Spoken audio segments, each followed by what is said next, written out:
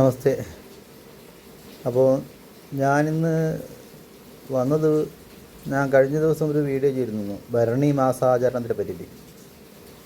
കുംഭഭരണി മുതൽ മീനഭരണി വരെ ഭരണി മാസാചരണം ആചരിക്കണം എന്ന് പറഞ്ഞിട്ടൊരു വീഡിയോ ചെയ്തിരുന്നു. അപ്പോൾ അതിനെതിരായിട്ട് ചില വീഡിയോ ഇറക്കിയിട്ടുണ്ട് പച്ചക്കറിവാദികൾ. അതൊന്നും നമ്മളെ വിഷയമല്ല, അത് നമ്മളെ ബാധിക്കുന്ന വിഷയമല്ല. കാരണം നമ്മൾ ചെയ്യുന്നത് നമ്മുടെ ധർമ്മമാണ്, കുലധർമ്മം. അപ്പോൾ പച്ചക്കറിവാദികൾ പലതും പറയും, അറക്കരുത്, ബലി നൽകരുത്, കാളിക്ക് ചോര ഇഷ്ടമല്ല, ബലി ഇഷ്ടമല്ല എന്നൊക്കെ പറഞ്ഞിട്ടുള്ള വീഡിയോകൾ ഇറങ്ങിയിട്ടുണ്ട്. അതൊരു വശത്ത് നടക്കട്ടെ. അപ്പോൾ ഞാനിപ്പോൾ വന്നത് വേറെ ഒന്നുമല്ല, ആ വീഡിയോ ഇട്ടതിന് ശേഷം പലരുടെയും കമൻറ്റ് കണ്ടു. ഇതിനെ പറ്റിയിട്ട് കൂടുതൽ മനസ്സിലാക്കാനും ഇതെങ്ങനെയാണ് ചെയ്യേണ്ടത്, ഭരണി മാസാചരണത്തിൽ നമുക്ക് എങ്ങനെയാണ് പങ്കാളിയാകാൻ പറ്റുക, നമ്മുടെ വീട്ടിൽ നിന്ന് അതെങ്ങനെ ചെയ്യാൻ പറ്റും എന്നൊക്കെ ഉള്ള ചോദ്യങ്ങളൊക്കെ കണ്ടു.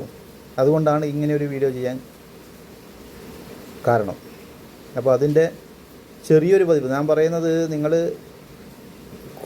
കുലത്തിൽ ഭദ്രകാളിക്ക് വലുതായിട്ട് 64 കളും അല്ലെങ്കിൽ 32 കളും 16 ഒക്കെ വെച്ചിട്ട് വിരുതി പൂജ ചെയ്യുന്ന തറവാട് ആണെങ്കിൽ അതുപോലെ തന്നെ തുടരണം. അല്ലാതെ ഇത് കണ്ടിട്ട് ഇതുപോലെ ചെയ്യല്ല വേണ്ടത്. ഇത് ഞാൻ പറയുന്നത്, ഇതിനെപ്പറ്റി യാതൊരു ധാരണയും ഇല്ലാതെ, ഒരറിവും എങ്ങനെയാണ് ചെയ്യേണ്ടതെന്ന് ഒരറിവും ഇല്ലാതെ അത് ആൾക്കാർക്ക് വേണ്ടിയിട്ടാണ് ഈ ഒരു വീഡിയോ ചെയ്യുന്നത്. ഇനി അറിവില്ല കൂട്ടറാണെങ്കിൽ ഇതുപോലെ തന്നെ ഈ ചെയ്യുന്ന കാര്യങ്ങളിലൊക്കെ പഞ്ചോപചാര പൂജ ചെയ്തിട്ട് ജലഗന്ധ പുഷ്പ ധൂപ ദീപങ്ങൾ കൊണ്ട് അർച്ചനയൊക്കെ ചെയ്തിട്ട് വേണം ചെയ്യാൻ. അപ്പോൾ അറിയാതെ കൂട്ടറാണെങ്കിൽ ഈ ഒരു ചെറിയ വിധാനത്തിലും നമ്മുടെ ഭദ്രകാളിക്ക് വിരുതി അർപ്പണം ചെയ്യാൻ പറ്റും. അപ്പോൾ അതിൻ്റെ വീഡിയോ ആണ് ഞാൻ ഇന്ന് ഇടുന്നത്. ഇങ്ങനെയൊക്കെ ചെയ്യാം. അപ്പോൾ അതിൽ ഒന്ന് വേണ്ടത്, ശ്രദ്ധിക്കേണ്ടത്, നമ്മൾ എടുക്കുന്നത് പൂവൻ കോഴിയായിരിക്കണം. പൂവൻ കോഴി എന്ന് പറഞ്ഞാൽ പൂവിത്തെളിഞ്ഞ കോഴി വേണമെന്നാണ്. അതിന് ചട്ടുകാലോ മുടന്തുകാലോ അതുപോലെ തന്നെ അതിന് അംഗവൈകല്യങ്ങളൊന്നും പാടില്ല. ലക്ഷണമൊത്ത കോഴിയായിരിക്കണം. ബലിമൃഗത്തിന് പ്രാധാന്യമുണ്ട്, അത് ലക്ഷണമൊത്ത ആയിരിക്കണം. അതിനെ അറുത്ത് അതിന് ശേഷം ഗുരുതിയിലേക്ക് അതിൻ്റെ നിണമൊഴുക്കി ആ നിണം തന്നെ ആ 9 നറുക്കിലേക്കും കാണിച്ച്, ഇതൊക്കെയാണ് അതിൻ്റെ വിധി. അത് ഞാൻ ആ വീഡിയോയിൽ പറയുന്നുണ്ട്. അപ്പോൾ ഇത്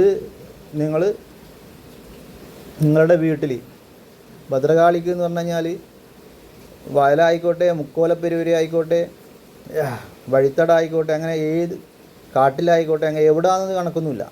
എവിടെന്നും കൊടുത്തു കഴിഞ്ഞാലും സ്വീകരിക്കുന്ന ദേവതയാണ് ഭദ്രകാളി. കാരണം കാളി എന്ന് പറഞ്ഞത് കാലം തന്നെയാണ്, ഈ പ്രകൃതി തന്നെയാണ്. അപ്പോൾ മൂപ്പർക്ക് ഇന്നേ സ്ഥാനമൊന്നുമില്ല. എവിടെ നിന്നും നിങ്ങൾക്ക് അതിനെ വേണ്ടുന്ന കാര്യങ്ങൾ ചെയ്യാൻ പറ്റും. അപ്പോൾ ആ വീരത്വത്തെ നമ്മൾ ഉണർത്തിക്കൊണ്ടുവരണം. അതിനു വേണ്ടിയിട്ട് നിങ്ങളെല്ലാവരും ഇതിൽ പങ്കാളിയാവണമെന്നാണ് ഒന്നും കൂടി പറയാനുള്ളത്. നന്ദി, നമസ്തേ. ആദ്യം വെള്ളം കൊണ്ടൊന്ന് ശുദ്ധിയാക്കിയിട്ട് ഇലപ്പാറിൽ ഇതുപോലെ വെക്കുക. അതിനുശേഷം നമ്മുടെ കുലപര ദേവതേനെന്ന് പ്രാർത്ഥിക്കുക. ഭദ്രകാളീനെ പ്രാർത്ഥിച്ചിട്ട് പുഷ്പം അതിലേക്ക് ഇടണം.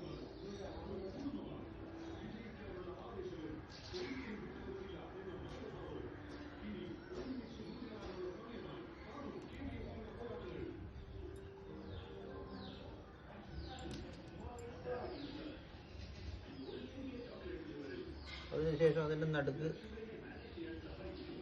ഒരു പന്തം കുത്തുക.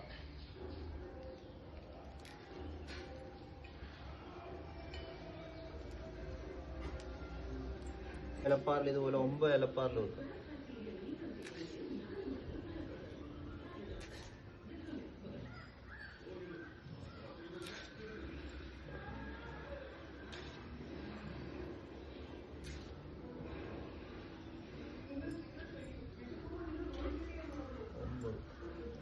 അതിൽ വെറുതെ ജലം തിളപ്പിക്കുക.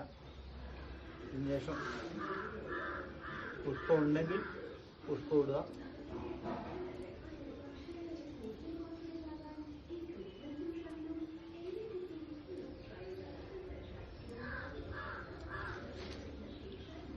അപ്പോൾ ഈ 9 9 അലപ്പാറുണ്ട് എന്ന് പറഞ്ഞാൽ ഒന്ന് സപ്തമതാക്കൾ, അഷ്ടഭൈരവർ, അഷ്ടഭൈരവി അങ്ങനെയുള്ള സങ്കല്പത്തിലൊക്കെയാണ് നമ്മൾ ചെയ്യുന്നത്. അതിനുശേഷം അതിലേക്ക് മലരിടുക.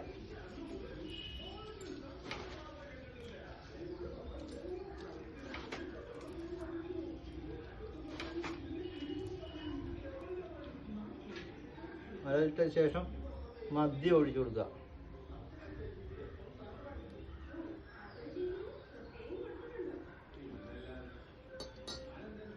പിന്നെ 9 തിരി എടുത്തിട്ട് കത്തിച്ചിട്ട് അതിൽ ഓരോന്നിൽ വെക്കണം.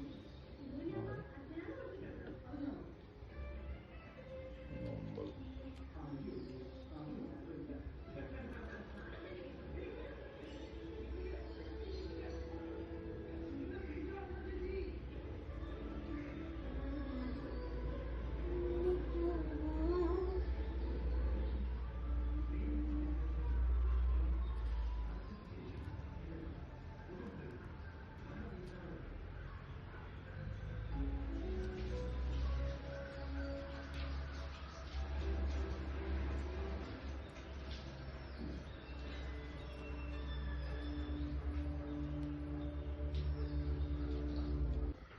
അതിനുശേഷം പിന്നെ പന്തത്തിന് തീ കൊടുക്കുക.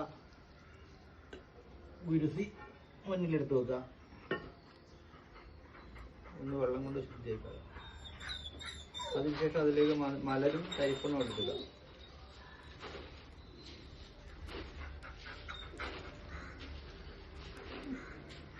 അതിൻ്റെ ചുറ്റും ഗുരുസിപ്പാത്രൻ്റെ ചുറ്റും മരുന്നെടുക്കണം.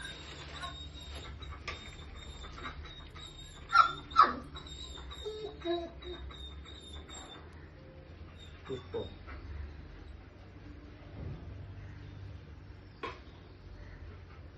ഇതുപോലെ നക്കുക.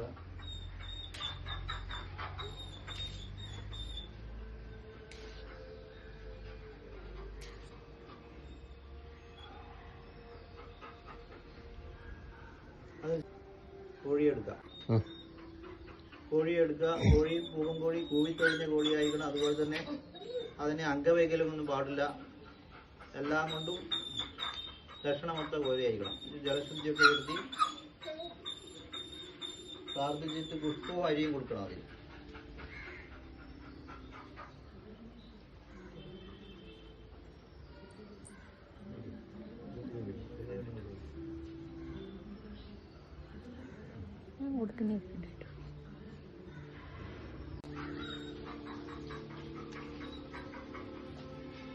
തുളസിയിൽ തിരി കത്തിച്ച് വെക്കുക.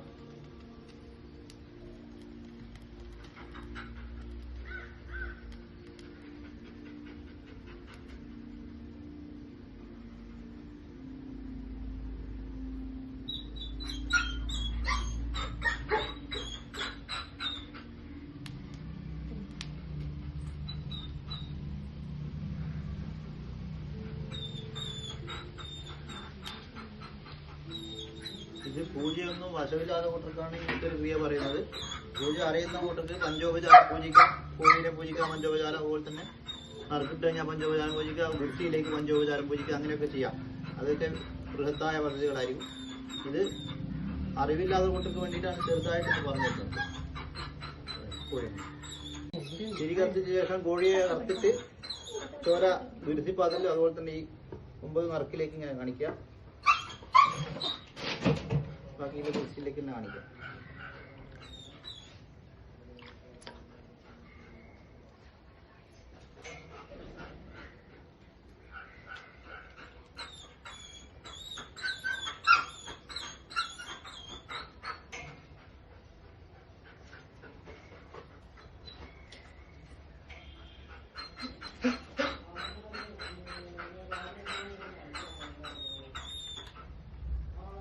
അതിനുശേഷം കോഴിത്തലയും അതിൻ്റെ ഉടലും വീണ്ടും യോജിപ്പിച്ച് വെച്ചിട്ട്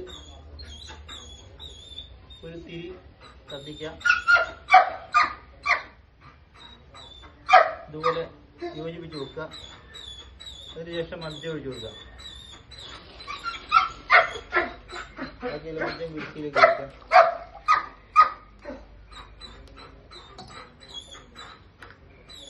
അതിനുശേഷം മുന്നോട്ടേക്ക് 3 പ്രാവശ്യം ചെയ്യുക. 8 വശങ്ങളിലേക്ക് ചെയ്യാം.